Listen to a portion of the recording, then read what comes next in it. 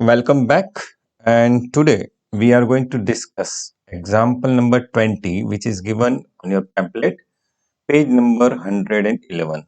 अगर आपके पास ये एग्जाम्पल नहीं है तो क्या करेंगे, जो डिस्क्रिप्शन बॉक्स में जो गूगल लिंक दी है ड्राइव की, वो उससे डाउनलोड करके मेरे साथ साथ आप कैलकुलेट करना है। तो चलो, ये एग्जाम्पल नंबर 111 का पेजेस का जो एग्जाम्पल है वो थोड़ा थोड़ा टेढ़ा है पर मेरा है, राइट। तो हम कैलकुलेट करते हैं और देखते हैं क्या क्या होता है, क्योंकि ये देखो बहुत लंबा भी है और टोटल 9 एडजस्टमेंट्स भी दिए हैं। तो और एक टर्म्स नई भी है, राइट। एलसी अकाउंट, डिपॉजिट, वो सब कुछ नया नया है। तो देख लेते हैं नया नया क्या है, राइट। तो this could be one of the tough example, right. अगर यह आ गया तो सब कुछ आ गया, ऐसा मानना चाहिए। स्टार्ट करते हैं। From the following information and balances extracted from the books of account of Asia bank limited as on 31 March 2007। मतलब 31 मार्च 2007 का बैलेंस एक्सट्रैक्ट किया है। And prepare profit and loss account for the year ended 31 March 2007 and balance it as on that date as per banking companies act. नहीं बोलेंगे तो कि हम bank है तो बैंकिंग कंपनीज एक्ट फॉलो करके लिखेंगे। एंड ऑथोराइज कैपिटल दिया है तो ऑथोराइज कैपिटल तो हमको पता है कहाँ लिखना है, right. Issued, subscribed and paid and called 50 पर शेयर। तो ये 100 का है लेकिन 50 पर share by application and allotment equal amount, right. 75 तो application and allotment equal amount, तो 50-50 तो 100 हो गया। तो 75,000 equity share were subscribed which allotment money for 4,000 shares were not received। Application money received हो गया, 50 अलॉटमेंट मनी रिसीव्ड नहीं हुआ, किसका? 4,000 शेयर पे। तो ये क्या बनेगा? ये कॉल्स इन अरियर्स बनेगा। कितना? 4,000 इंटू 50, राइट। और ओके, और रुपीज इन लैख दिया है। हमेशा ध्यान रखना, रुपीज इन लैख दिया हो तब जो ये एडजस्टमेंट हो, अगर ये 1,60,000 की जगह मैं ऐसे लिखता हूं तो मुझे ये 1.60 ही याद रहना चाहिए, राइट। वरना गड़बड़ी हो जाएगी, क्योंकि ये पॉइंट में आएगा और वो सब बड़ी अमाउंट आएगी, राइट। तो ध्यान में रखना है कि एडजस्टमेंट में भी वो लैक करना है, नहीं दिया है तो लैक करना है। तो रिजर्व फंड दिया है, रिजर्व फॉर डाउटफुल डेट दिया है, लोन एंड कैश क्रेडिट ये सिक्योर्ड दे दिया है, loan and cash credit unsecured भी दिया है, लो दोनों दिया है, कोई बात नहीं। Fix deposit 51.40, current account deposit भी दिया है, saving deposit, recurring deposit. Letter of credit होता है account deposit, letter of credit account deposit. Letter of credit क्या होता है पता है? लेटर ऑफ क्रेडिट, अगर मान लो कि हमारा ये एक्सपोर्टर है, राइट, इंडिया का एक्सपोर्टर है, वो बाहर एक्सपोर्ट करता है या इंपोर्ट करता है, तो उसको क्रेडिट देनी पड़ती है कि जो ट्रांजेक्शन हो गया बाद में उसका पेमेंट करना पड़ता है। तो लेटर ऑफ क्रेडिट होता है कि अगर ये बंदा नहीं देता है, इंपोर्ट करता है, मान लो कि ये बंदा नहीं दे रहा है, तो बैंक ऐसी गारंटी देगी कि भाई हम इतना पैसा नहीं दे रहा है तो देंगे, और उसके बारे में ये चार्ज करते हैं। तो ये क्रेडिट हमारा चार्ज है, ऐसा मानना चाहिए कि क्रेडिट है। नेक्स्ट पेज पे ये 112 पेज पे ये दिया गया है, वो कंटिन्यूएशन में है। Advances on 20 points program. तो उस वक्त 20 पॉइंट्स प्रोग्राम जो प्रायोरिटी सेक्टर की जो लेंडिंग है, उस वक्त ये 21 एडवांसेस हमने दिया था, उसको दिया था। नॉन बैंकिंग एसेट्स है, provision for income tax already 0.89 दिया है, right. Balance of profit and loss account दिया है, बिल डिस्काउंट दिया है, cash with reserve bank, cash with other bank, investment in government bonds दिया है, building, furniture, office equipments and vehicle का return down value method दिया है, मतलब रिटर्न डाउन है, और डेप्रिसिएशन बाजू में ही बोल दिया है, तो इसका एडजस्टमेंट नहीं होगा, यहाँ ही एडजस्टमेंट हमारा है। Interest paid, interest received, exchange and commission, credit दे दिया है, नहीं बोला तो भी क्रेडिट होता है, इनकम होता है। Salaries and wages benefit 3.20, wages benefit तो हम देते हैं, मतलब बैंक बेनिफिट नहीं लेती है, तो ये एक्सपेंसिव होगा। Rent rates, lighting, insurance, travelling expenses, postage and telegram, stationery and printing, director fees and travelling expenses, sundry expenses, legal charges, ये सब एक्सपेंस में आएगा, वो आपको पता है। कैश इन हैंड और bills for collection, bill for collection ये सेपरेट है, राइट, ये अलग से है, मतलब okay. And bill for collection के बाद एडजस्टमेंट अदर इंफॉर्मेशन दिया है। Treat any difference in the balance sheet as inter bank adjustments. अरे वाह, मतलब क्या हुआ कि कुछ अगर बैलेंस चेंज होता है, मतलब हम जब जनरली क्या होता है कि अब तक जो हमने देखा वो debit and credit equal amount होता है, मतलब ट्रायल बैलेंस हमारा प्रॉपर सेट था, राइट। यहाँ नहीं है, तो यहाँ क्या बनाएगा, बनाना पड़ेगा ट्रायल बैलेंस बनाना पड़ेगा, और जो डिफरेंस आएगा वो इंटर बैंक एडजस्टमेंट, क्रेडिट आएगा तो inter bank adjustment credit, inter bank debit आएगा तो इंटर बैंक एडजस्टमेंट डेबिट। तो ये नया आया कि हमको क्या बनाना पड़ेगा, ट्रायल बैलेंस। तो ट्रायल बैलेंस हम बनाएंगे, तो सबसे पहले वो ट्रायल बैलेंस बनाएंगे, और बाद में हम क्या करेंगे, ये एडजस्टमेंट्स बाद में एक टिक कर देंगे। तो पहले एडजस्टमेंट टिक करते हैं, लेकिन ये एडजस्टमेंट ध्यान में नहीं रखना है, ये तो ट्रायल बैलेंस ये ही है से लिखना है, राइट। नीचे कोई एडजस्टमेंट्स नहीं देखना है। Provide depreciation at the rate indicated in WDV method, अगर नहीं बोला है तो भी हमारे पास ये ऑलरेडी इंफॉर्मेशन है, तो हम कर ही देंगे, नहीं बोला है तो भी। Provide loss on sale of non banking assets 1.6 lakh, okay. तो नॉन बैंकिंग एसेट्स पे लॉस है हमारा, तो क्या क्या इफेक्ट आएगी। तो ये नॉन बैंकिंग एसेट्स क्या है, फॉर एग्जांपल हमने किसी को फ्लैट लेने के लिए हाउसिंग लोन दी है, अगर वो नहीं भर पाता है तो जो फ्लैट है वो हमारा हो जाएगा, वो है तो हम हमारा हो जाएगा, तो ये हमारे लिए क्या होगा, नॉन बैंकिंग असेट्स है। तो ये हम डिस्पोज करते हैं, एडवर्टाइजमेंट करते हैं, और हम बोले ना हराजी करते हैं, तो हराजी में अगर लॉस होता है तो ये वो वाला 1.6 लाख लॉस है, मतलब बहुत सारे मकान होंगे तो इसका ये लॉस है, तो ये लॉस है नॉन बैंकिंग एसेट्स का, 1.6 लाख लॉस हो गया है। तो नॉन बैंकिंग एसेट्स है वो फाइंड करो, और यहाँ लिखो 2 पॉइंट, और कौन सा नंबर था नॉन बैंकिंग एसेट्स वाला, 3 पॉइंट।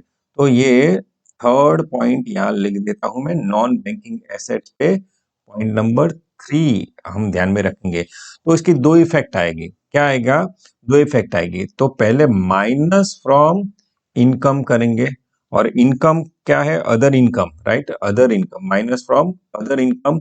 शेड्यूल नंबर कौन सा है, 14, अदर नंबर 14 है। और माइनस फ्रॉम एनपी और नॉन बैंकिंग असेट्स है, और नॉन बैंकिंग एसेट्स कहाँ लिखेंगे, अदर एसेट्स में, और अदर एसेट्स हमारा कौन कौन सा नंबर होगा, शेड्यूल नंबर 11 में। तो इसकी दो इफेक्ट हम लिख देंगे बाद में, राइट, जब हम ट्रायल बैलेंस बना के बाद में बात करेंगे वो लिख देंगे। नेक्स्ट है bad debts to be return off 20 point programme advances ₹1 lakh, मतलब ये ध्यान में रखना कि 1 लाख रुपया बोल दिया है, तो 20 पॉइंट प्रोग्राम है, तो 20 पॉइंट प्रोग्राम में पॉइंट नंबर 4, तो पॉइंट नंबर 4 मैं यहाँ लिख देता हूँ। और प्रोविजन में दूसरा हमको लिखना है, प्रोविजन एंड कंटिजेंसीज में, and provide doubtful debts 5% on unsecured loan, right. Unsecured loan दिया है, अनसिक्योर्ड लोन ये रहा, तो यहाँ भी पॉइंट नंबर 4 में लिखता हूँ, राइट, पॉइंट नंबर 4 लिखता हूँ। तो उसका भी प्रोविजन करना है, कितना करना है, 5%, तो हम 5% कैलकुलेट करेंगे। And 20 point programme advances in addition to existing, कितना, तो ये कंटिन्यूएशन में, तो 5% ऑन जो एडिशनल प्रोग्राम एग्जिस्टिंग जो बैड डेब्ट्स है उससे ज्यादा एडिशनल हमको 5%, 20% प्रोग्राम में करना है, मतलब ये यहाँ ही टिक है, तो हम दूसरी बार टिक नहीं करेंगे। तो दो प्रकार का होगा, 1 लाख और बाद में फिर से 5% करना पड़ेगा, राइट। तो ये ऑलरेडी हमने ये टिक कर दिया है। इंटरेस्ट रिसीवेबल 1.6 एंड पेबल 0.40, तो इंटरेस्ट रिसीवेबल, तो इंटरेस्ट अर्न है वो फाइंड करो, इंटरेस्ट रिसीव्ड, राइट, तो ये नंबर 4 या 5 आता है, राइट, 5 आता है ना, तो ये इंटरेस्ट रिसीव्ड 5, इंटरेस्ट पेड इसमें भी 5, क्योंकि interest paid and interest payable outstanding है, अभी पे नहीं किया है और रिसीव नहीं हुआ है, तो वो कर देंगे। और दूसरी इफेक्ट उसकी जो इनकम होती है अदर लायबिलिटी और अदर एसेट्स में लिख देंगे। नेक्स्ट है interest accrued on investment for half year at 6% from 1 October 2006। तो हाफ ईयर का इंटरेस्ट एक्रूड हुआ इन्वेस्टमेंट्स में। तो इन्वेस्टमेंट्स फाइंड करो, इन्वेस्टमेंट कहाँ दिया गया है, तो इन्वेस्टमेंट्स देखो कहाँ है, फाइंड करो इन्वेस्टमेंट्स कहाँ है।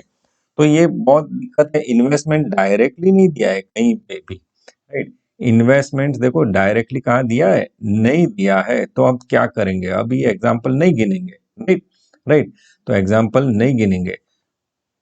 लेकिन यहाँ दिया है इन्वेस्टमेंट इन गवर्नमेंट बॉन्ड्स, तो यहाँ 6th पॉइंट यहाँ लिख देंगे।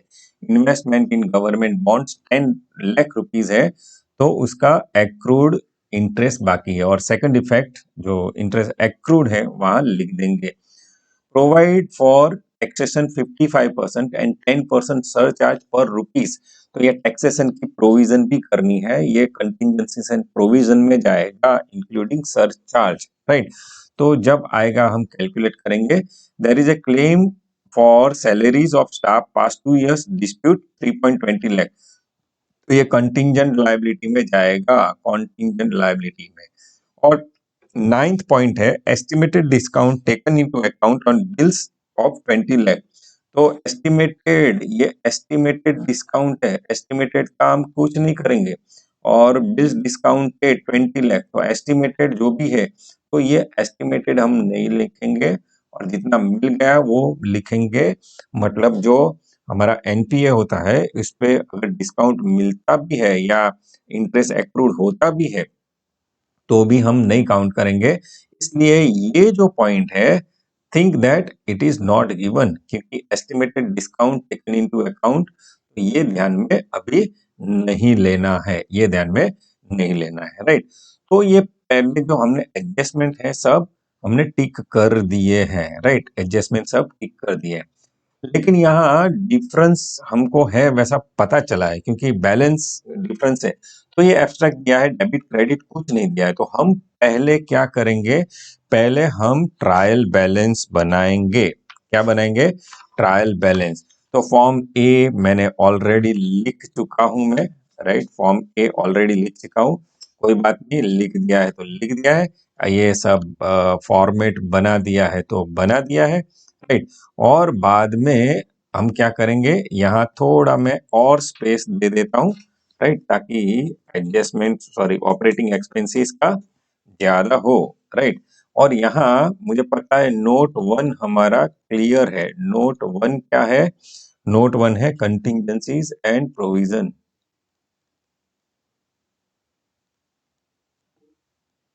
And provision. तो कंटिजेंसीज एंड प्रोविजन ऑलरेडी हमारा जो नोट 1 बन चुका है, राइट। तो प्रोविजन एंड कंटिजेंसीज, और sorry provision and contingencies, right, ये उल्टा मैंने लिख दिया है, लेकिन प्रोविजन एंड कंटिजेंसी और 5 लाइन लिखना, राइट। और नोट 2 से, नोट 2, नोट नंबर 2 से हम कैलकुलेट करेंगे, राइट। तो नोट नंबर 2 से हम क्या बनाएंगे, ट्रायल बैलेंस, ट्रायल बैलेंस बनाएंगे, क्योंकि ट्रायल बैलेंस के बिना हमको पता नहीं चलेगा कि इंटर ऑफिस एडजस्टमेंट कैसा है, राइट। तो हम क्या करेंगे, तो ये डेबिट क्रेडिट वाला हम चेक कर लेंगे, राइट, डेबिट क्रेडिट वाला जो भी होता है हम लिख लेंगे, राइट। तो ये भी कर सकते हैं, और अगर स्पेस चेक बचानी है तो ये मैं निकाल देता हूँ, राइट, और मैं ऐसा करता हूँ डेबिट क्रेडिट वाला यहाँ से वो वाला debit and credit, debit amount credit amount करता हूँ, राइट। तो ये पहले क्रेडिट लिख देता हूँ, बाद में डेबिट लिख देता हूँ, राइट। और क्रेडिट और डेबिट जो भी है आप लिख सकते हो साथ साथ में, राइट। तो चलो पर्टिकुलर लिख देता हूं मैं, पर्टिकुलर, यहाँ लिख देता हूँ डेबिट, चलो पहले डेबिट लिखते हैं, यहाँ पर्टिकुलर और यहाँ क्रेडिट, जो बैलेंस आएगा वो बैलेंस क्या बोला जाएगा? यस, इंटर ऑफिस एडजस्टमेंट्स बोला जाएगा। तो अभी क्या करते हैं, तो अभी मेरे पास टेम्पलेट है और आई होप कि आपके पास भी बड़ा सा टेम्पलेट होगा। तो उसको चेक करते करते जहां भी आता है डिटेल वहां लिखेंगे, राइट। तो क्रेडिट साइड आता है तो क्रेडिट साइड लिखेंगे, डेबिट साइड आता है तो डेबिट साइड लिखेंगे, राइट। तो चलो स्टार्ट करते हैं। तो पहला देखो, ऑथोराइज कैपिटल, तो ऑथोराइज कैपिटल तो आएगा ही नहीं, राइट। ऑथोराइज कैपिटल तो आएगा ही नहीं। बाद में issued subscribed and called up है, right. Issued subscribed and called up है। तो 50 rupees per share by application and allotment equal amount, मतलब 50 रुपीज है, इसमें से application and allotment equal amount है, तो ये issued subscribed and paid up capital है, राइट। तो can I write issued subscribed and paid up, यहाँ हम क्रेडिट साइड लिखते हैं ना, issued subscribed and paid up capital. तो कितना पेड अप कैपिटल है, तो इश्यूड सब्सक्राइब्ड है, तो इश्यूड सब्सक्राइब कितना है, तो 75,000 शेयर्स हमने इश्यू किए हैं, कितने रुपए के, 50 रुपीज में। और इक्वल अमाउंट है किसकी, एप्लीकेशन एंड अलॉटमेंट की इक्वल अमाउंट है। तो मतलब हम ये भी रुपीज इन लैख में लिखते हैं, राइट, ताकि हमारा मतलब कंटिन्यूएशन में लैख लैख वाला रहे। तो 75,000 इंटू 50 तो कितना होता है, 37.5 होता है, राइट। और इसमें कॉल्स इन एरियर्स है, लेस कॉल्स इन अरियर्स। तो कॉल्स इन एरियर्स में डेबिट साइड भी लिख सकता हूँ, लेकिन मैं मुझे सिर्फ बैलेंस निकालना है, राइट। तो कॉल्स इन एरियर्स यहाँ मैं लिख देता हूँ। तो कॉल्स इन एरियर्स कितना है, देखो यहाँ लिखा है subscribed out of which allotment monies for 4,000 where 4,000 shares were not received, मतलब 4,000 शेयर्स पे अलॉटमेंट मनी कितना है, 25, क्योंकि एप्लीकेशन एंड अलॉटमेंट का इक्वल इंस्टॉलमेंट है। तो इसका 4,000 इंटू 25 कितना हुआ, 1 लाख हुआ, तो 1.0 में करूंगा और ये 36.50 में यहाँ लिखूंगा, जो नहीं दिया था, राइट। तो ये 36.50 क्या हुआ, issued subscribed and paid up capital. Next है रिजर्व फंड, रिजर्व फंड कहाँ आएगा, क्रेडिट साइड आएगा, तो यहाँ मैं लिख देता हूं reserve fund, right, debit credit के हिसाब से। तो 14 मैं लिख देता हूँ, 14.60 भी मैं कर सकता हूँ, तो चलो 14.00 में कर देता हूँ। रिजर्व फॉर डाउटफुल डेट्स, तो ये रिजर्व डाउटफुल डेट्स हो तो भी मैं यहाँ लिखता हूँ reserve for doubtful debts, right. तो रिजर्व फॉर डाउटफुल डेट्स कितना है, 6.00, तो मैं लिख रहा हूँ loan cash credit advance is secured. तो loans and credit cash credit तो हमने दूसरों को दिया है, तो हमारी असेट्स होगी, तो यहाँ डेबिट बैलेंस होगा, write down loans and CC, ये सिक्योर्ड है, सिक्योर्ड है, तो सिक्योर्ड है तो 58.70 होगा, right. Next loan cash credit unsecured, तो do and unsecured, secured and unsecured, तो अनसिक्योर्ड कितना है 22.80, राइट। फिक्स डिपॉजिट तो सबने रखा है हमारे पास, तो क्रेडिट बैलेंस होगा, तो यहाँ एफ डी फिक्स डिपॉजिट हमने नहीं करवाई है, लेकिन लोगों ने हमारे बैंक में रखी है 51.40। करंट अकाउंट डिपॉजिट, तो ये करंट अकाउंट डिपॉजिट वो भी लायबिलिटी हमारी बनेगी, तो 75 है, तो 75.60 लिख रहा हूँ। सेविंग डिपॉजिट वो भी यहाँ लिख देता हूँ, सेविंग डिपॉजिट कितना है 48.20, right. Recurring deposit, recurring recurring deposit 19.20 recurring deposit, वो भी हमारी लायबिलिटी बनेगी। देन क्रेडिट बैलेंस एलसी, मतलब letter of credit, letter of credit, credit balance है, डिपॉजिट्स है, राइट। तो 1.5 करोड़ क्रेडिट बोला है, तो हम क्रेडिट साइड लिख देंगे। Then advance is on 20 points program, मतलब क्या हुआ, हमने ऑलरेडी रुपया दिया है किसी को, तो डेबिट बैलेंस होगा। तो write down advances on 20 points programme, right. तो 21, तो 21.00 लिख रहा हूं।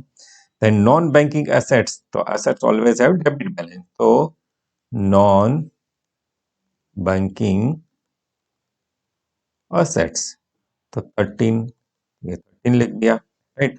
Provision for income tax, any provision have credit balance, तो यहां लिख देता हूं provision for income tax, provision for income tax. तो ये सब जो मजूरी है ना, वो सब क्रेडिट बैलेंस, मतलब जो ब्रांच एडजस्टमेंट्स है इसके लिए ही है। अगर ब्रांच एडजस्टमेंट अगर दे दिया होता भैया तो ये करना नहीं पड़ता है। चलो कोई बात नहीं, करते हैं। Balance of profit and loss account credit है, राइट। तो क्रेडिट बोला ही है तो क्रेडिट लिख के देंगे ना, balance of profit and loss account, तो क्रेडिट है। 3.20 क्रेडिट है, तो हम क्रेडिट ही करेंगे, राइट। डेबिट तो कर नहीं सकते, या तो आंसर नहीं आएगा, राइट। नेक्स्ट, बिल्स डिस्काउंटेड, तो हमने बिल्स सबके डिस्काउंट कर दिए है, हमने पैसा दे दिया है भाई। तो यहाँ bills, bills discounted, bills discounted 90 आ गया। चलो कैश, तो कैश तो आरबीआई के पास हो या कहीं भी हो, cash with reserve bank, right, reserve bank 41.00, right? Cash with other bank, cash with other bank, right? Other bank 42.75, right? Investment in government bond, investment always have debit balance, so write down investment in government bonds, वहां टिक किया है, अभी ध्यान में नहीं लेना है क्योंकि हमको ट्रायल बैलेंस बनाना है भैया, राइट। हो गया। नाउ बिल्डिंग फर्नीचर, वो भी डेबिट बैलेंस होगा, तो बिल्डिंग, बिल्डिंग, बिल्डिंग है 2, वेरी गुड। फर्नीचर, फर्नीचर है 0.50, रिटर्न डाउन वैल्यू है तो कोई बात नहीं, हम ऐसा ही लिख देंगे। Office equipments, office equipments 0.60, right. Then vehicles, vehicles है 2.50, 2.50 लिख रहा हूं, राइट।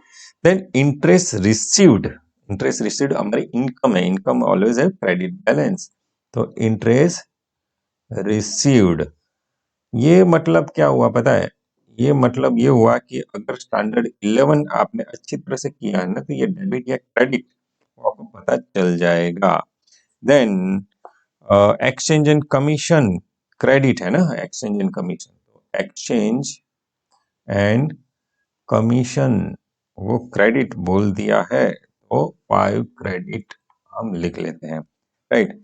अभी वेजेस, सैलरी एक्सेट्रा एक्सेट्रा तो अभी मैं नहीं लिख रहा हूं, लेकिन आप लिख दीजिए, राइट। चलो मैं लिख देता हूं, कोई बात नहीं, बाद में ऐसा सोचेंगे कि सर तो वेट उठा रहे थे, कोई बात नहीं, तो मैं लिख देता हूं सैलरीज एंड वेजिस। बेनिफिट्स तो हमको मिला नहीं है ना, बैंक काम पे नहीं जाती ना, तो उसको मिलेगा नहीं, बेनिफिट्स दिया होगा। रेंट रेट टैक्सेस, तो एक्सपेंस है, rent rates taxes and insurance है, नहीं चाहिए बोलो, चलो जो भी हो, right. Then travelling expenses, write down travelling expenses, travelling expenses 1.60, then postage 0.35, आगे आगे लिख दिए। स्टेशनरी, स्टेशनरी है 0.20, right. Directors fee, directors fee 0.15, right. Sundry expenses वो भी एक्सपेंस है, sundry expenses 0.70, right. Legal expenses 0.75, right, ये पार्ट में हुआ है, right. Then cash on hand, तो cash on hand debit balance है, कैश ऑन हैंड 3.05, एंड ये बिल्स फॉर कलेक्शन वो तो कहीं नहीं आएगा, कहीं नहीं आएगा, वो तो कभी नहीं आएगा, कहीं नहीं आएगा, क्योंकि वो तो बिल्स फॉर कलेक्शन है, कलेक्शन करना बाकी है, तो नहीं आएगा, तो ये ऑलरेडी हो गया है। तो अभी क्या करेंगे, हम टोटल करेंगे, तो टोटल किस साइड टोटल ज्यादा है वो करना। एग्जाम में अगर ये एग्जाम्पल आता है तो क्या करना है, ये डेबिट क्रेडिट अगर शॉर्ट में बना देते हैं और इतना सारा पूरा लंबा नहीं लिखते, डेबिट क्रेडिट करके कर सकते हो।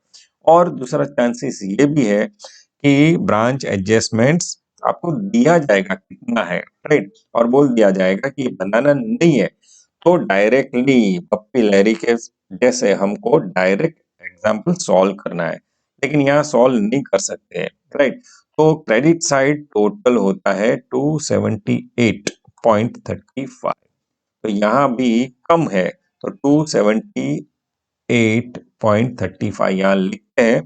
बाकी का जो बैलेंस आता है 14, और एडजस्टमेंट नंबर 1 में बोला गया है कि treat any difference in balance as inter bank adjustment account, तो यहाँ लिख दो inter bank adjustment ADJ adjustment 14, right. तो ये 14 लिख दिया है हमने, मतलब 14 इंटरबैंक एडजस्टमेंट हो गया है। तो मैं क्या करता हूं, अभी ट्रायल बैलेंस मुझे नहीं देखना है, सिर्फ इंटरबैंक एडजस्टमेंट ही मुझे चाहिए, तो यहां मैं लिख देता हूं inter bank adjustments, trial balance में इंटर बैंक एडजस्टमेंट 14 डेबिट है या क्रेडिट, ये किस साइड ज्यादा है, देखो किस साइड ज्यादा है, तो क्रेडिट साइड ज्यादा है, तो डेबिट साइड है ना, तो ये डेबिट आएगा, राइट। तो डेबिट बैलेंस साइड है तो डेबिट आएगा, तो 14 डेबिट है, तो ये याद रखना है। मतलब ये भी ट्रायल बैलेंस का भी कुछ लेना देना नहीं है, क्योंकि बीच में अगर कंटिंजेंट लायबिलिटी होती, बीच में अगर बिल्स फॉर कलेक्शन होता, तो वो नहीं आएगा, राइट।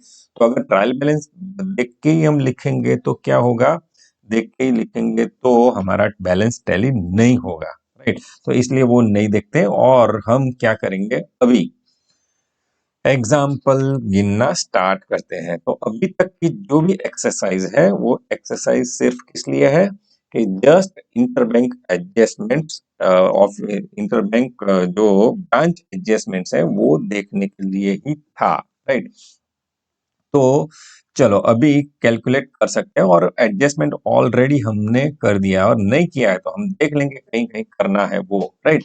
तो स्टार्ट करते हैं, चलो।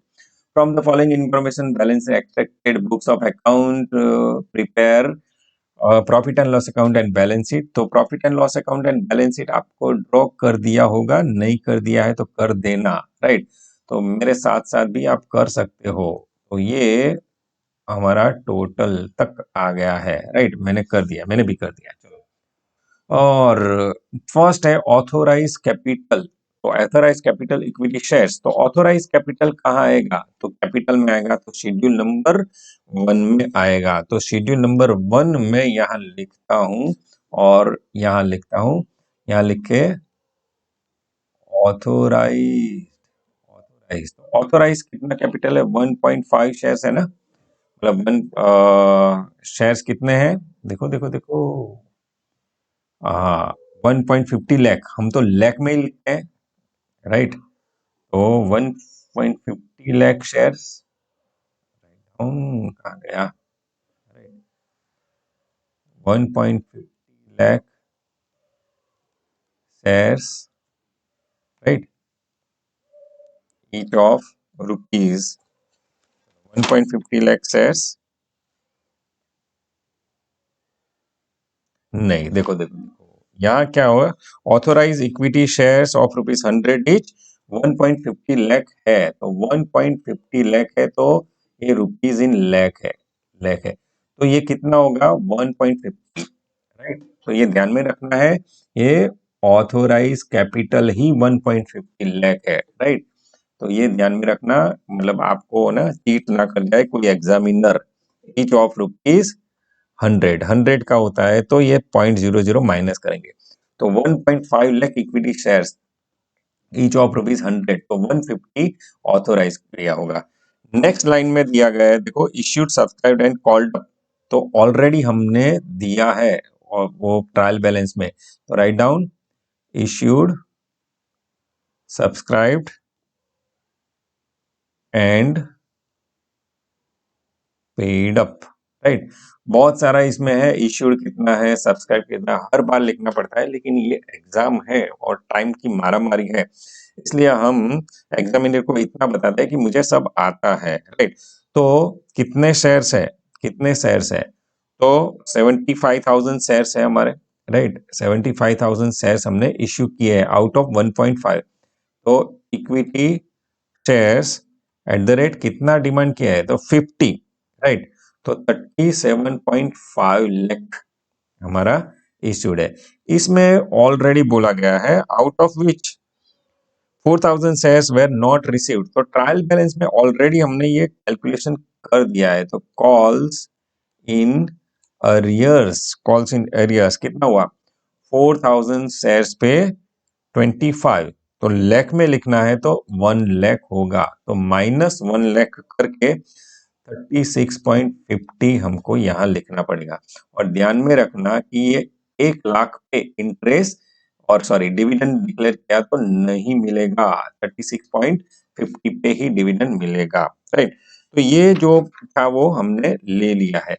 आगे आगे बढ़ते हैं, आगे नेक्स्ट पॉइंट क्या है, रिजर्व फंड है, तो रिजर्व फंड कहाँ आएगा, तो रिजर्व फंड यहाँ आएगा, तो मैं रिजर्व फंड, तो ये जनरल फंड है ऐसा मान के मैं 14 लाख है तो क्रेडिट वाला है वो मैं यहाँ कर देता हूँ। रिजर्व फॉर डाउटफुल डेट्स, तो रिजर्व फॉर डाउटफुल डेट्स दिया है तो कहाँ आएगा, तो देखो शेड्यूल नंबर 5 हम अच्छी तरह से नहीं लिखते हैं, लेकिन शेड्यूल नंबर 5 का टाइटल क्या है, अदर लायबिलिटीज एंड प्रोविजन, ये जो प्रोविजन है ऑलरेडी हमने कर दी है, वो ही प्रोविजन होगा, तो शेड्यूल नंबर 5 में आएगा, ये आएगा, क्या होगा, रिजर्व फॉर डाउटफुल डेट्स, तो यहां लिखेंगे हम रिजर्व फॉर डाउटफुल डेट्स, और एडजस्टमेंट वाला आएगा, वो एडजस्टमेंट वाला हम कहाँ लिखेंगे, एडजस्टमेंट वाला हम प्रोविजन एंड कंटिंजेंसीज में लिखेंगे, लेकिन ऑलरेडी हो चुका है तो ये यहाँ आएगा शेड्यूल नंबर 5 में। और देखो बैलेंस शीट के जो शेड्यूल्स लिखे हैं हमने, देखो राइट, बैलेंस शीट के शेड्यूल लिखे हैं तो अदर लायबिलिटीज एंड प्रोविजन आता है, तो ये यहाँ लिखना है, इतना ध्यान में रखना है। नेक्स्ट है loans and cash credit secured, तो लोन एंड कैश क्रेडिट, तो हमने क्या दिया है, एडवांसेस दिया है, तो एडवांसेस का शेड्यूल नंबर कौन सा है, 9 है, लेकिन यहाँ इसमें नहीं, इसमें कोई एडजस्टमेंट नहीं है, तो शेड्यूल नंबर 9 में हम ऐसे ही लिख देते हैं, तो यहाँ लिख देते हैं loans and cash credit advances, और एडवांसेस लिख भी दिया है, तो यहाँ सिक्योर्ड, जो सिक्योर्ड है जिसपे कोई लायबिलिटी नहीं बनती है और कोई मतलब डेफिसिट नहीं बनती है, उसको सिक्योर्ड बोलते हैं, तो 58.70 ये सिक्योर्ड हो गया।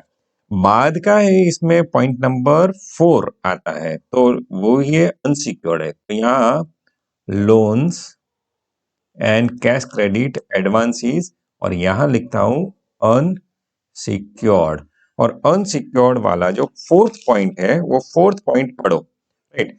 तो इसमें लिखा है bad debts to be return off in 20 points program advance is 1 lakh, okay, 1 lakh bad debts written off करना है, तो ये नया है तो प्रोविजन एंड कंटिजेंसीज में आएगा, and provide for doubtful dates 5% on unsecured loan, तो ये अनसिक्योर्ड लोन्स हो गया, loans and cash credit unsecured 22.80 unsecured हो गया, उस पे क्या करना है, 5% हमको 5% क्या करना है, प्रोविजन करना है। And 20 point programme advances in addition to the existing bad debts, और एक्स्ट्रा 5% भी करना है। तो हम क्या करेंगे, तो हम नोट बनाएंगे। तो ये कंटिजेंसी नेट प्रोविजन हो गया, नोट 2 हो गया। तो अभी नोट 3 बनाएंगे, नोट नंबर 3, और नोट नंबर 3 का करेंगे calculation of bad debts.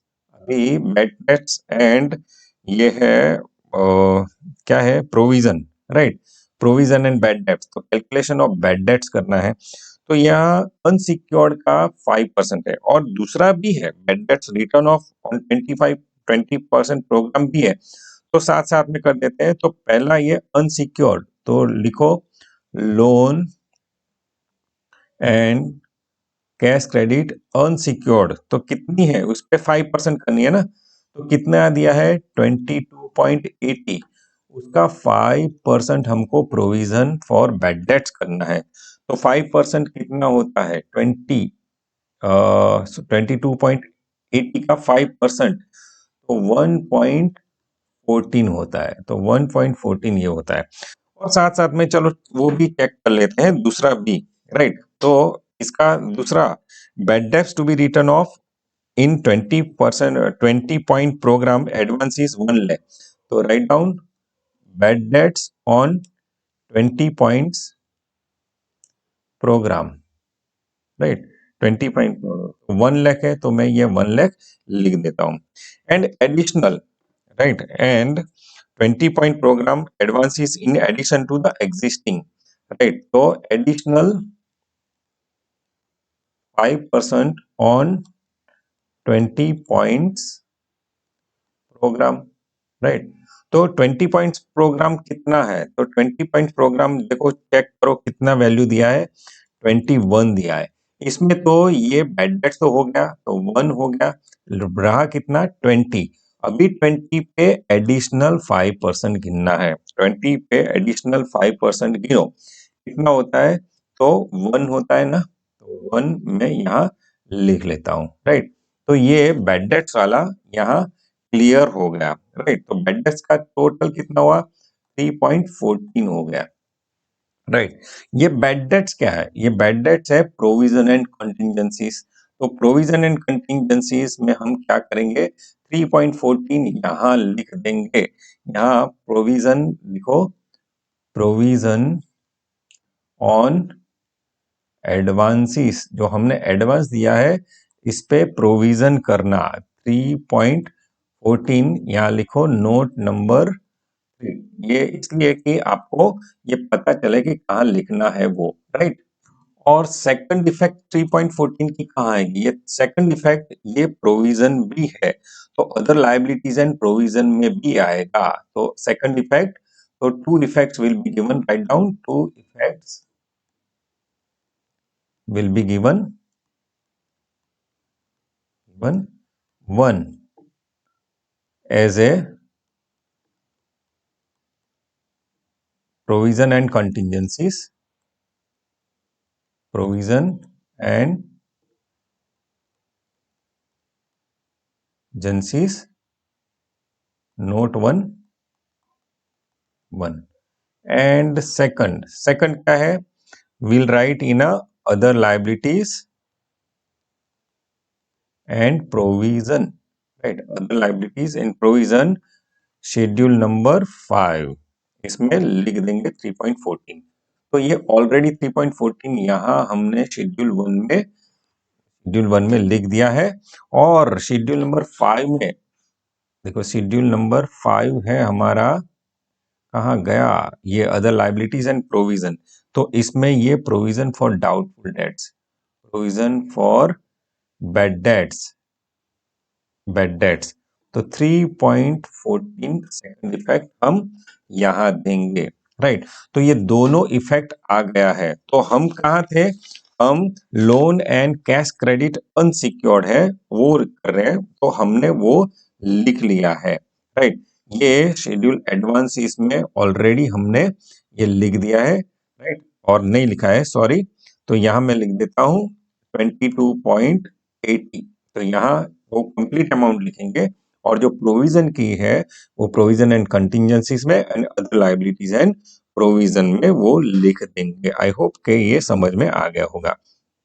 Next है फिक्स डिपॉजिट।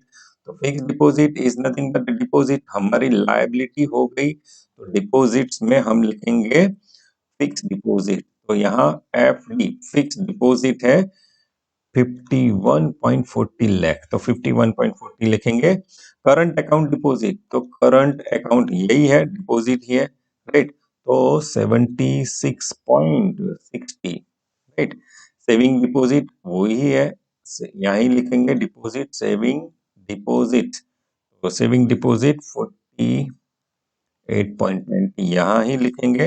रिकरिंग डिपॉजिट भी यहाँ आएंगे। थैंक यू वेरी मच साथ साथ में लिखने के लिए examiner.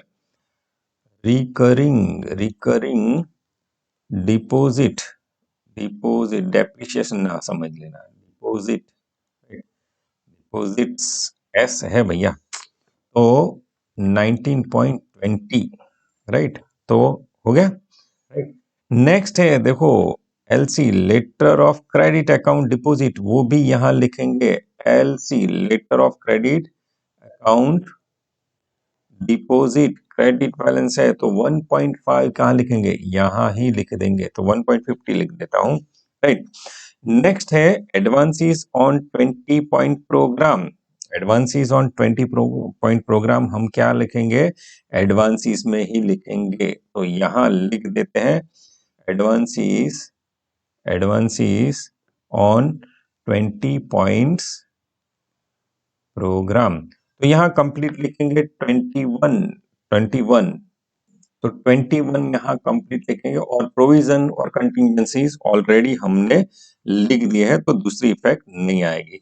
Non banking assets adjustment number 3 है। नॉन बैंकिंग एसेट्स हमारी अदर एसेट्स है, तो नॉन बैंकिंग एसेट्स में यहाँ लिखूंगा नॉन बैंकिंग असेट्स, तो नॉन बैंकिंग एसेट्स कितना है 13। एडजस्टमेंट नंबर 3 देखो, adjustment number 3 provide loss on sale of non banking assets 1.6, तो हम क्या करेंगे 13 में यहां लिखूंगा माइनस और लेस लॉस है, loss on sale of non banking assets कितना है 1.5 है ना, एक मिनट, लॉस 1.6 है, तो 1.60 में माइनस करता हूं, और 1.60 माइनस करने के बाद 11.40 में आउटर कॉलम है, और ये loss on sale of assets second effect कहाँ आएगी, तो हमारी loss on sale of assets है, राइट, वो सेकंड इफेक्ट आएगी, वो हमारे अदर इनकम में से माइनस करेंगे, और अदर इनकम शेड्यूल नंबर 14 में आएगा, तो यहां लिखते हैं loss on sale of non banking assets, non banking assets, ये लॉस है तो हम क्या करेंगे माइनस करेंगे 1.60 माइनस करेंगे, तो हमने लॉस ऑन एनपीए का जो सॉरी नॉन बैंकिंग एसेट्स का है, तो दो इफेक्ट दे दी है, अगर आपको समझ में नहीं आया तो गोल्डन मार्जिन में लिख देना। पहली effect other assets and liability में से माइनस होगा जो है एडजस्टमेंट्स, और सेकंड इफेक्ट आएगी अदर इनकम में से भी माइनस करेंगे, राइट। नेक्स्ट है प्रोविजन ऑफ इनकम टैक्स, तो ये पुराना है ना प्रोविजन, तो शेड्यूल नंबर 5 में आएगा, तो शेड्यूल नंबर 5 में लिखते हैं अदर लायबिलिटीज एंड प्रोविजन में प्रोविजन, तो ये पूरा नहीं है इसलिए other liabilities and provision for income tax, right, provision for income tax other liability में 0.89, तो जो है वो लिख देंगे। Balance of profit and loss account, तो balance of profit and loss account opening balance होगा, तो ये बैलेंस ब्रॉड फॉरवर्ड, राइट, ये ब्रॉड फॉरवर्ड यहां लिख देता हूं मैं, क्रेडिट बैलेंस है तो 3.20 क्रेडिट बैलेंस है, तो मैं 3.20 यहां लिख देता हूं। बिल डिस्काउंटेड शेड्यूल नंबर 9 में आएगा, राइट, बिल डिस्काउंटेड वो एडवांसेस है, राइट, बिल डिस्काउंटेड, तो यहां लिखता हूं bills discounted, bill discounted 30.90, right, एक ही इफेक्ट आएगी। कैश विथ रिजर्व बैंक, तो शेड्यूल नंबर 6 में आएगा ना, cash with reserve bank, cash on hand, cash with, तो यहां लिखता हूं cash with reserve bank of India, तो 41 है, तो 41.00, right, 41 point. Cash with other bank schedule number 7 में आएगा, right, cash with other bank, right, cash with other bank schedule number 7 में आएगा 42.75, right. Investment in government bonds, तो वो investments में ही आएगा, तो यहां मैं लिख देता हूं इन्वेस्टमेंट इन गवर्नमेंट बॉन्ड्स। चलो, ये इन्वेस्टमेंट इन गवर्नमेंट बॉन्ड्स 10 दिया है, तो एडजस्टमेंट नंबर कौन सा है? 5 है, राइट। ये इंटरेस्ट एक्रूड है ना, इंटरेस्ट एक्रूड है, interest accrued on investment of half year का इन्वेस्टमेंट, तो इंटरेस्ट अगर एक्रूड है तो भी यहाँ नहीं लिखेंगे, मतलब ये 10.00 में यहाँ लिख दूंगा, लेकिन एडजस्टमेंट नंबर 5 और 6 पढ़ो, एडजस्टमेंट नंबर 6 पढ़ो, तो एडजस्टमेंट नंबर 6 में लिखा है interest accrued on investment for half year at the rate 6%, तो ये इंटरेस्ट एक्रूड हुआ, तो इसकी इफेक्ट क्या आएगी, तो हम नोट नंबर नेक्स्ट लिखेंगे, नोट नंबर, तो schedule number 4, sorry, note number 4 लिखेंगे, तो नोट नंबर 4 लिखेंगे, राइट। और यहां लिखेंगे एडजस्टमेंट नंबर जो है वो adjustment number 6, interest receivable, write down interest receivable on investment, right, interest receivable on investment, तो 1 पॉइंट, सॉरी कहाँ गया वो investment, yes, interest accrued, receivable नहीं है, अक्रूड है, accrued on investment half year, तो write down investment is given rupees, तो investments कितना दिया है, तो इन्वेस्टमेंट्स दिया गया है 10 लाख, तो 10, राइट, और एडजस्टमेंट में interest accrued and interest accrued on investment for half year, half year का इंटरेस्ट बाकी है, इंटरेस्ट एक्रूड है, हमने इन्वेस्टमेंट किया है, हाफ ईयर का इन्वेस्टमेंट का इंटरेस्ट बाकी है, तो 10 इंटू हाफ ईयर का मतलब कितना हुआ, 6/12, 6 महीना होता है ना, इंटू कितना परसेंट बाकी है, 6% बाकी है, तो 10 इंटू 6/12 वो करो तो कितना आता है, 0.60, तो 0.60 है वो इंटरेस्ट एक्रूड है, तो 2 effects will be given, right, 2 effects will be given, तो ये इन्वेस्टमेंट में प्लस नहीं होगा, इन्वेस्टमेंट में प्लस नहीं होगा, तो इंटरेस्ट एक्रूड है तो क्या लिखेंगे, इंटरेस्ट एक्रूड हमारे अदर इनकम नहीं हो, ये मेन इनकम होगी ना, मेन इनकम कौन सी है, शेड्यूल नंबर 13, तो schedule number 13 interest received, right, interest received वाला जो है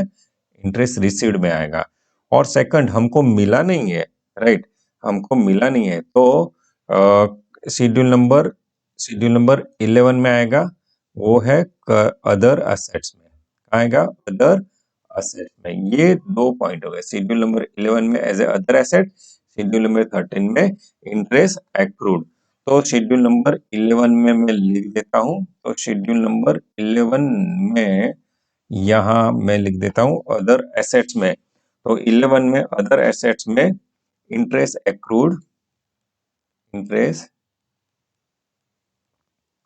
on investment, interest accrued on investment कितना है 0.30, सेकंड इफेक्ट क्या आएगी? सेकंड इफेक्ट हमारी जो मेन इनकम है इंटरेस्ट अर्न, तो शेड्यूल नंबर 13 में आएगी। यहाँ इंटरेस्ट इंटरेस्ट ऑन इन्वेस्टमेंट, ये मेन इनकम है, इतना ध्यान में रखना। तो ये दो इफेक्ट आएगी, इन्वेस्टमेंट में कुछ प्लस माइनस नहीं होगा। तो यहां तक दिखा था हमने इंटरेस्ट इन गवर्नमेंट बॉन्ड्स, तो इंटरेस्ट इन गवर्नमेंट बॉन्ड्स की इफेक्ट हमने दे दिए। अभी ये building, furniture, office equipment and vehicles, तो हम फिक्स एसेट में ही लिखेंगे। तो राइट डाउन बिल्डिंग, तो बिल्डिंग, राइट। तो बिल्डिंग कितना दिया है? तो बिल्डिंग है 2, राइट। तो 2 यहां लिखता हूं, माइनस उसके डेप्रिसिएशन 5% ऑफ 2, तो 5% ऑफ 2 कितना हुआ? तो 0.01 होगा ना, 0.1, 0.1 होगा, राइट। तो ये माइनस करने के बाद कितना आता है? 1.9 आता है, क्योंकि मेरे पास स्पेस नहीं है, तो बिल्डिंग 1.9 हो गई। चलो फर्नीचर, और उसकी दूसरी इफेक्ट जो है डेप्रिसिएशन है, वो ऑपरेटिंग एक्सपेंसेस में लिखने की बाकी है, राइट। नेक्स्ट है क्या है? फर्नीचर, तो फर्नीचर में लिख देता हूं। तो ऐसे ही फर्नीचर आप साथ साथ में लिखना। फर्नीचर, फर्नीचर कितना है? फर्नीचर 0.5 है, उसका डेप्रिसिएशन 10% है, तो 0.05 है। ये कैलकुलेशन अच्छी तरह से करना, वरना गड़बड़ी हो जाएगी। 0.45, यहाँ 90 लिख देता हूँ, right.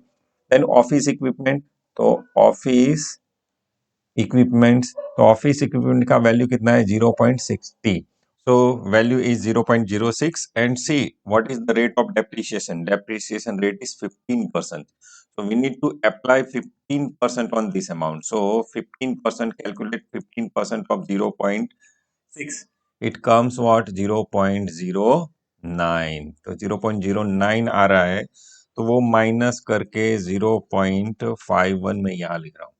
Second effect we will give at the end of all the depreciation. ये second effect of 0.1, 0.05, 0.09 will have in is a depreciation, and depreciation will write in our operating expenses. Again, after office equipment, vehicles is there, vehicles, right? So vehicles is 2.5, and see the rate of depreciation, it is 30%. 30% of 2.5, it comes 0.75. So 1.75 we will write it down here, right? So total 4 depreciation we have deducted, and second effect of that we need to give it. So where we'll give? We will give in operating expenses, schedule number 16. So open schedule number 16, operating expenses. There we'll write down first depreciation, right? Depreciation, and depreciation, whatever the 0.1 plus 0.05 plus 0.09 and plus 0.75, so total comes 0.99. Hope आपको भी ये आ रहा होगा, right? Okay, good. Next what is written? Interest paid, right? So interest paid, where it will come? Interest paid will come in schedule number 15, right? Schedule number 15. So interest paid, interest paid, interest paid. So interest paid amount is 7.8. But see, the adjustment we have ticked, adjustment number 5. See the adjustment number 5. Adjustment number 5, interest receivable 1.60 lakhs and payable 0.45 lakhs. So interest paid plus interest payable. Interest payable is 0.45. 0.45. So total amount we will write outer column. So it is nothing but 8.25, right? So second effect of 0.45. So this is interest payable is liability. So it is other liability for us. right? And other liability, schedule number 5, right? Schedule number 5 we are going to learn. Where is it? 5, yes, right. Interest payable already I have written, right? This is already written, so write down interest payable 0.45. so this effect already I have given, so I'm not writing it again. मैं फिर से नहीं लिख रहा हूँ, right? Okay, तो done हो गया, right. Next next next check करिए। Similarly exchange and commission, sorry interest received है, राइट। इंटरेस्ट रिसीव्ड, तो इंटरेस्ट रिसीव्ड का इंटरेस्ट अर्न है, तो राइट डाउन इंटरेस्ट रिसीव्ड, तो interest received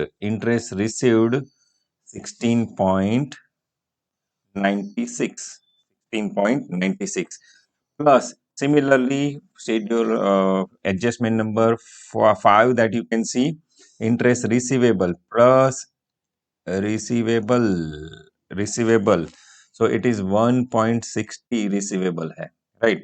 so 18.56 outer column में लिखेंगे, एंड रिसीवेबल है तो अदर एसेट्स में आएगा, तो अदर एसेट्स एडजस्टमेंट नंबर 11, 11 में अदर एसेट्स में इंटरेस्ट रिसीवेबल 1.60 ऑलरेडी मैंने लिख दिया है, right?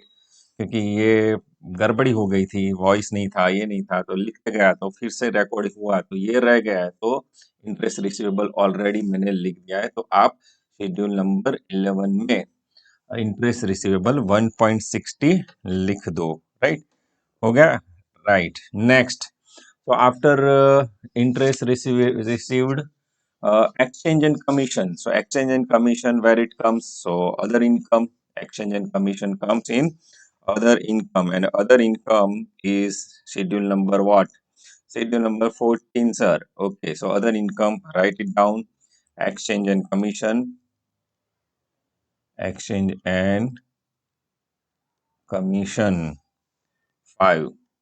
5.00. So exchange and commission, we have written it, right?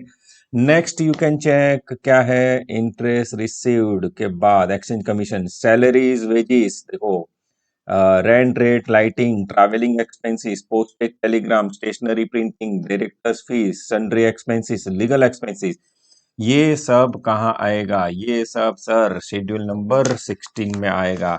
तो हम बप्पी लहरी की तरह यहाँ लिख देते हैं, sales, salaries and wages, write down salaries and wages, right? so 3.2, right? Similarly, we will write all that things, write down rent rates, exam हो तो रेंट रेट ईटीसी लिख सकते हो, राइट? 0.80 है तो 0.80 लिख दे रहा हूं। Travelling expenses, thank you sir, सब साथ में देने के लिए हम सीक्वेंस वाइज लिख रहे हैं। Postage and Telegram, postage and Telegram, postage and telephone है, टेलीग्राम लिख दिया, कोई बात नहीं, चलो इतना ध्यान से मैं भी नहीं देखूंगा पेपर चेक करते हुए, right? Stationery and printing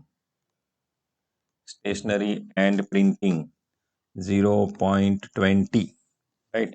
Directors fees, write down directors fees and traveling expenses जो भी हो 0.15, शॉर्ट में लिख रहा हूं, right? sundry expenses 0.17, and last one is legal expenses is 0.75, right? तो ये एक्सपेंस सब लिख दिया, लीगल एक्सपेंसेस भी 0.75 लिख दिया। नाउ कैश ऑन हैंड तो हमारा शेड्यूल नंबर 6 तो है ही। कैश ऑन हैंड कहाँ गया? Yes, cash with RBI already लिख दिया है, ये लिखते हैं cash on hand, right?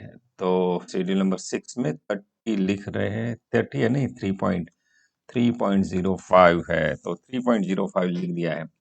Now bills for collection, तो सेपरेट हमने ऑलरेडी लिखा है कि नहीं लिखा है? बिल्स फॉर कलेक्शन, यस, ये लिख दिया है, तो हम दूसरी बार नहीं लिखेंगे, राइट।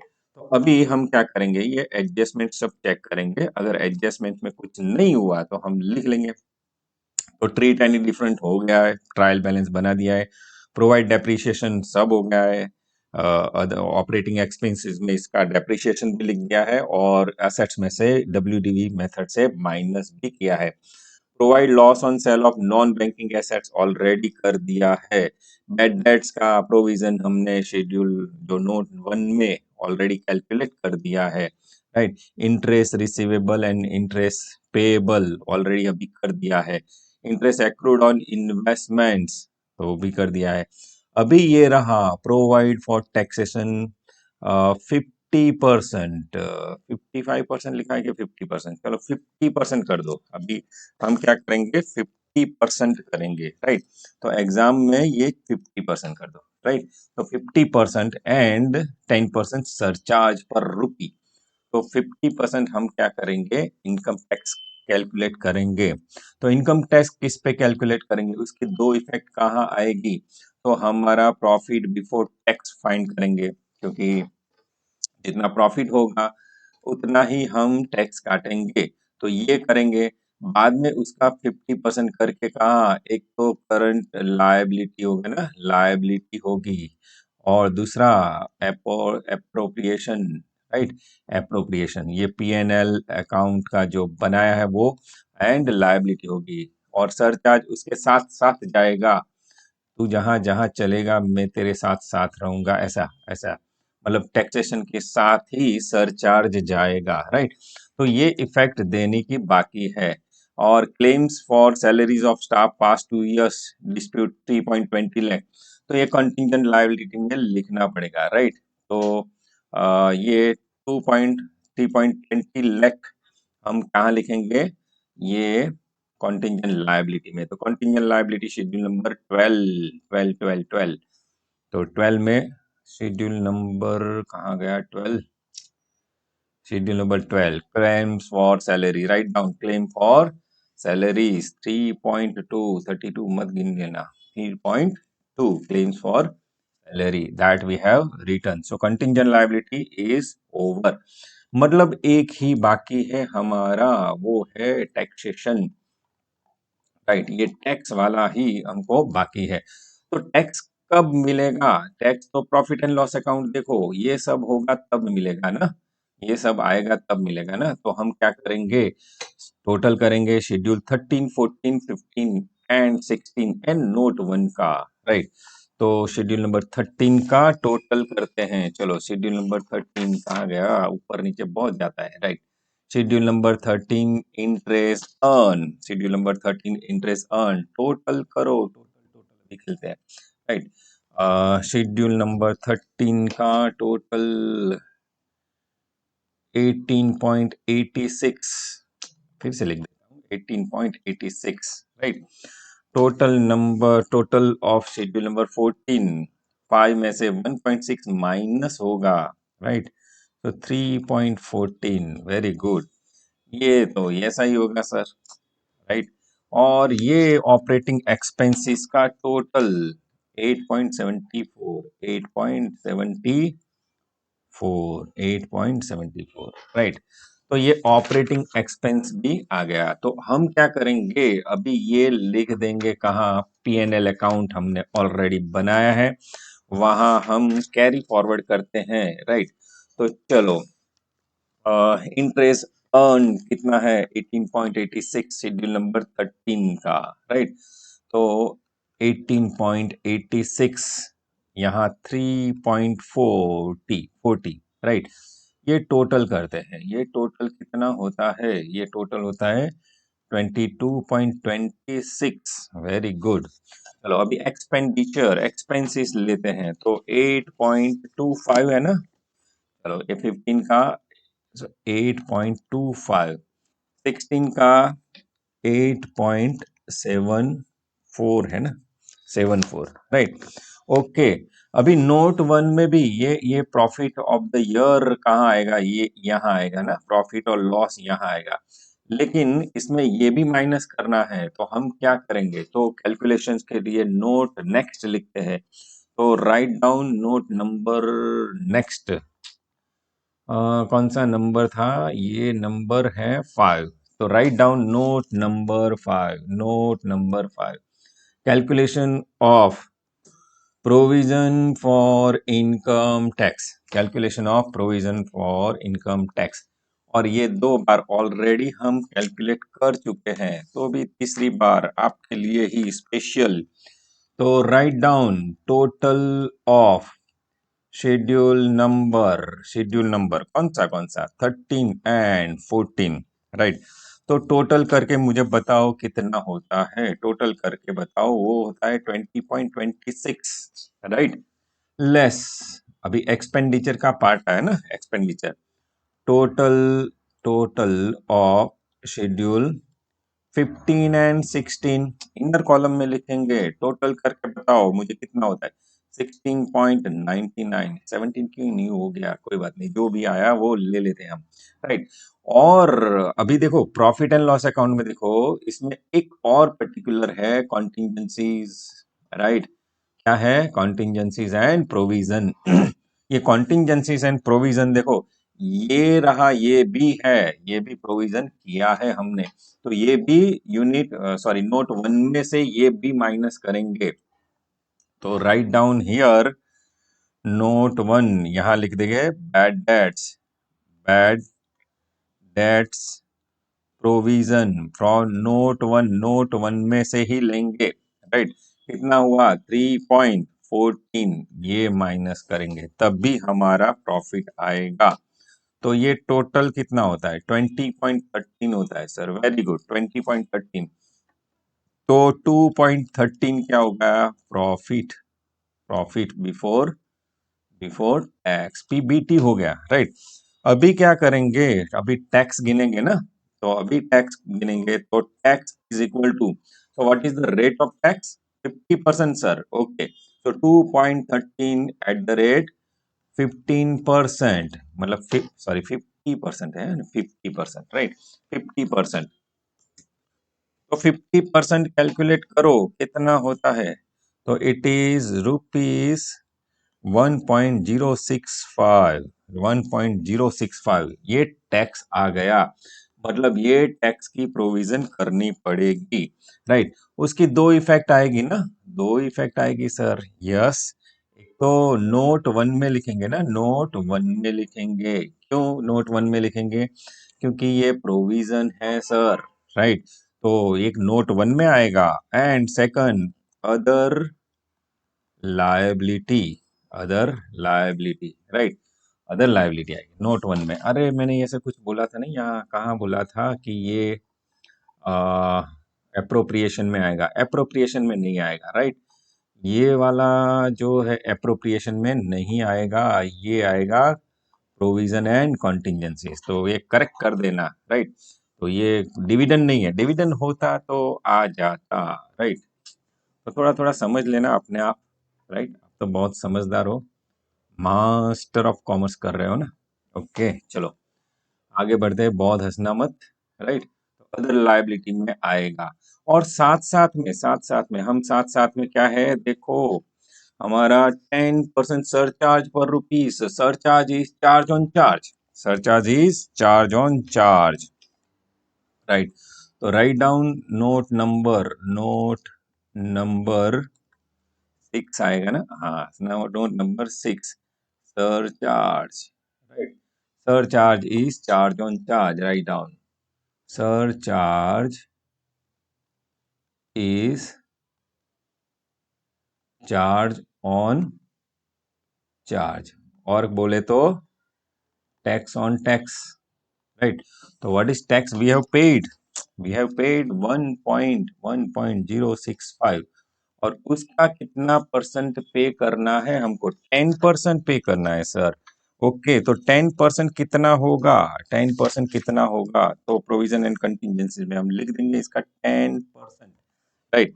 10% होगा सर 0.1065। ओके, तो ये सरचार्ज होगा। उसकी दो इफेक्ट कौन सी आएगी सर? वही हम साथ साथ है, नोट वन में रहेगा, राइट, क्योंकि टैक्सेशन प्रोविजन जहाँ होती है वहां होती है, और ये अदर लायबिलिटी में होगा, अदर लायबिलिटी में, राइट।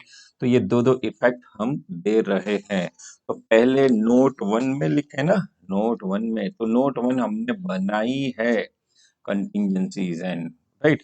तो यहाँ लिखे प्रोविजन फॉर टैक्सेशन, और ओल्ड प्रोविजन कहाँ लिखते हैं भाइयों बहनों? Old provision other liability provision में लिखते हैं। तो 1.065, राइट, प्रोविजन पूरा लिखता हूँ, provision for taxation, provision for taxation, and बाजू में सर चार्ज भी लिख दूं ना, वारी घड़ी घड़ी घड़ी ना आना पड़े, 0.1065।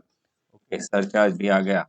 एंड सेकंड इफेक्ट कहाँ आएगा? Current liability, right, current liability नहीं, लायबिलिटी एनली होता है। तो शेड्यूल नंबर 5 होता है ना, शेड्यूल नंबर 5 में लिख देते हैं, शेड्यूल नंबर 5 में लिख देते हैं। यहां मैं लिख देता हूं provision for tax, provision for tax कितना होता है? 1.065, एंड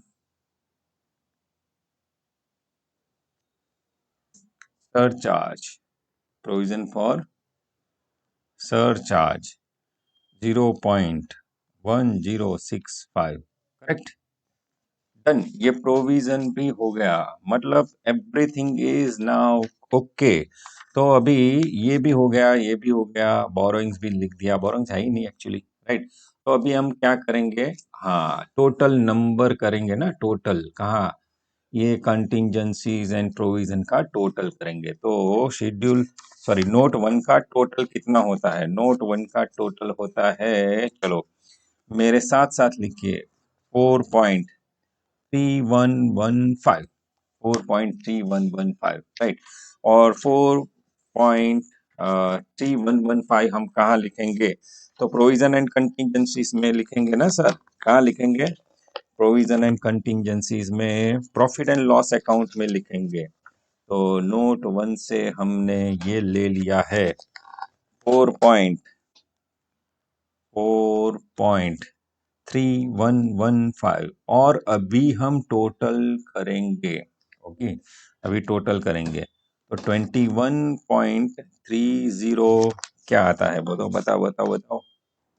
153015, इसमें से 22 पॉइंट माइनस 22.26 में साथ साथ में कर रहा हूं, तो वो आ रहा है 0.9585, राइट। इसमें लास्ट ईयर का प्रॉफिट टोटल कर देते हैं ना, राइट। तो प्लस 3.2, तो आता है 4.1585, राइट। तो ये टोटल आ गया, टोटल, राइट। अभी एप्रोप्रिएशन करेंगे ना, एप्रोप्रिएशन, तो एप्रोप्रिएशन कौन सा करेंगे? तो पहला स्टैट्यूटरी रिजर्व लिख दो, आपने शायद नहीं लिखा होगा, तो transfer to statutory reserve 25%, 25% of what? 25% of this profit, ये टोटल का नहीं, तो प्रॉफिट 0.9585 एट द रेट 25%, करो कितना होता है? तो ये होता है, डायरेक्ट बाहर ही लिखूंगा, 2396, वेरी गुड।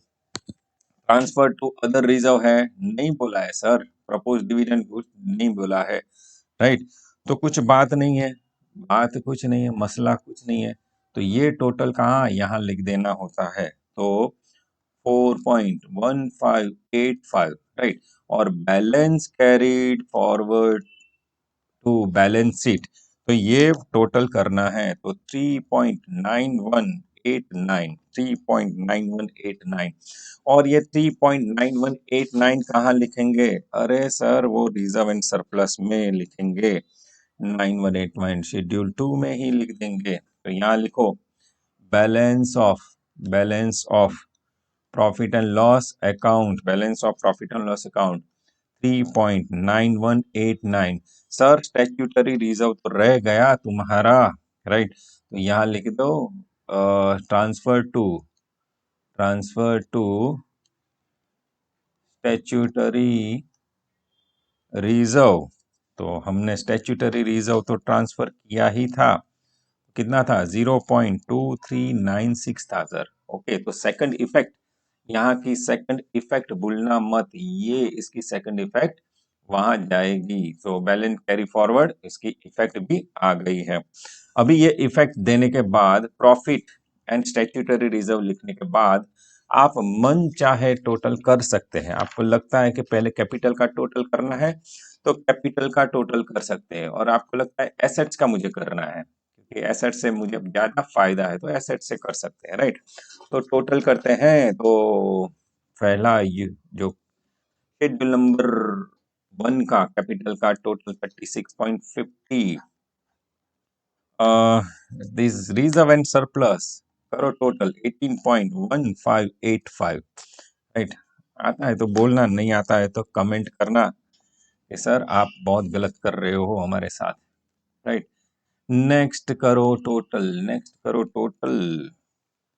टोटल 5 आइटम्स है ना, 195.80, राइट। बोरोइंग्स है नहीं सर, ऐसे ही देते रहना, बोरोइंग्स हो नहीं तो कुछ नहीं, बोरोइंग्स नहीं है तो नहीं है, राइट। और यहाँ अदर लाइबिलिटीज एंड प्रोविजन तो करो total 11.6515।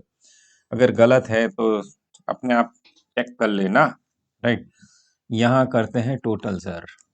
Schedule number 6 cash on hand and with RBI, तो सर 44.05 होता है। हमारा कैलकुलेटर बहुत अच्छा है, तो यहाँ तो ऐसा ही है ना, 42। अरे अच्छी तरह से करो सर, दिखाई नहीं देगा। ओके कोई बात नहीं, चलो अच्छी तरह से ही करते हैं ये टोटल। यहाँ 42.75, राइट। बाद में 10 10 तो 10 लिख देंगे ना, कोई बात नहीं। और आगे आगे जाके एडवांसिस का टोटल 133.40 आता है। ओके सर सही है, आप बहुत सही जा रहे हो, मुझे भी पता है बहुत सही जा रहा हूँ क्योंकि सॉल्यूशन मेरे पास है। 4.61, वेरी गुड। चलो अभी अदर एसेट्स कितनी होती है? अदर एसेट्स होती है, चलो देखो देखो देखो, कितना होता है, राइट। तो ब्रांच एडजस्टमेंट लिखना रह गया ना, हमने ब्रांच एडजस्टमेंट्स लिखना रह गया क्योंकि हमने सब बना के ब्रांच एडजस्टमेंट्स था, तो ब्रांच एडजस्टमेंट क्या था, डेबिट था ना, डेबिट। तो यहाँ लिख सकते हैं ना ब्रांच एडजस्टमेंट्स कितना था, देखो। तो ट्रायल बैलेंस हमने बनाया है, मैं भी देख लेता हूँ कितना था क्योंकि ये थोड़ा गड़बड़ी आ रहा था ना। ट्रायल बैलेंस तो नीचे बनाया था ना, चलो नीचे नीचे देख लेते हैं। यस, ये इंटरबैंक एडजस्टमेंट कितना हुआ 14। किस साइड है, डेबिट साइड है, तो डेबिट साइड कहाँ आएगा, डेबिट में ही आएगा। तो कहाँ गया ये, तो यहाँ मैं लिख देता हूँ ब्रांच एडजस्टमेंट 14, तो 14.00, तो टोटल कितना होता है, राइट। तो ये भूलना मत, हाँ, ये ट्रायल बैलेंस की मेहनत हमने बहुत की है और इसके लिए 14 का डिफरेंस नहीं आना चाहिए। कंटिंजेंट लायबिलिटी 3.2 है तो 3.2 ही रखेंगे, आगे का तो हो गया है सर, सॉरी। तो चलो अभी हम क्या करते हैं, टोटल करते हैं। तो टोटल ऑफ शेड्यूल 1, तो इट कम्स 36.50 और यहाँ आता है 18.1585, यहाँ 195.80, राइट। यहाँ बोरिंग्स नहीं था, मुझे याद था 11.6515, टोटल को एडजस्ट कर देना, राइट। एक साइड का भी टोटल आ जाए तो कौन सी साइड का टोटल करेंगे पता है, एसेट साइड का टोटल रख देना, राइट। कभी भी गड़बड़ी हो, टोटल मैच ना हो तो कहाँ रख देना, एसेट साइड का टोटल, मतलब अभी नहीं करना है, राइट। 6 कौन सा रखेंगे, 44.05, 7th 42.75, 8th 10 है सर, 10, ओके।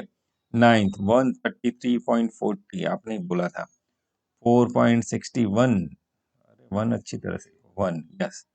27.30 एंड टोटल 262.11 और यहाँ 262.11 करके देखना, अगर होता है तो ठीक है, नहीं होता है तो मेरी कोई जिम्मेदारी नहीं है। तो कॉन्टिंजेंट लायबिलिटी लिखा था सर पर 3.2, तो 3.2।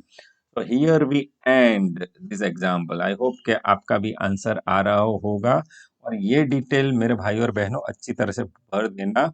ये एशिया बैंक है ना, एशिया बैंक एज ऑन 31 मार्च जो हो वो लिख देना, राइट। फॉर्म ए, फॉर्म बी। तो ये टिपिकल एग्जाम्पल था। और फिर से मैं बता दे रहा हूं कि अगर अगर अगर ये treat any difference in balance as inter bank adjustment नहीं लिखा हो, तो you should assume that this trial balance tally हो गया है, टैलीड, राइट, टैली हो गया है। मतलब आपका टीबी मतलब ट्रायल बैलेंस बनाने की उस वक्त कोई जरूरत नहीं है, right. So that that you thinks, right. Examples जो हमने इसके आगे का एग्जाम्पल है, जो 14 पार्ट है, इसमें यही तकलीफ थी। तो मेरा जो क्वेश्चन था, जो आपका पैम्पलेट था उसका अलग था, और मेरे पास जो बुक है उसका भी अलग था। इसमें ये नोट थी, एक में नहीं थी। इसलिए हमने बिल्डिंग या प्रीमाइसिस फाइंड किया, एक्चुअली नहीं फाइंड करना था क्योंकि टार बैलेंस वो टैली हो रहा था, और मेरे पास जो एग्जांपल है इसमें टैली नहीं हो रहा था, तो आ गया था, राइट।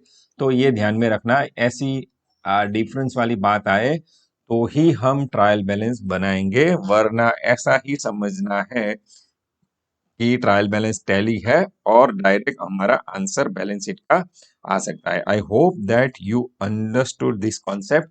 और ये हमारा लास्ट एग्जांपल था। अगर मुझे इच्छा हुई तो मैं दूसरा बना दूंगा। तब तक आप ऐसा स्माइल करते रहिए, and thank you very much. और छोटी वोटी बना देता हूँ। Thank you very much for your watching this video, and thank you very much for your attention.